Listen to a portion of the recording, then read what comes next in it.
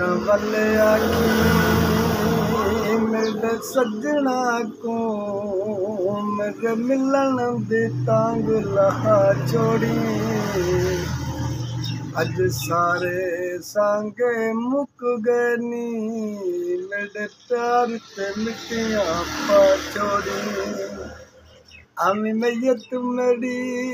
ते गज बज ते लख वैर होवन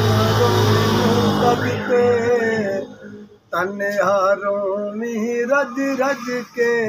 पहलो कफन दे बंद बनवा छोड़ी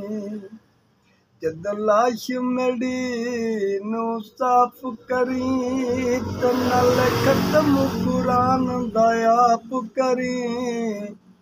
दोवें हथ रख के मेरी कबर उते कर मोया नाल वफा छोड़ी।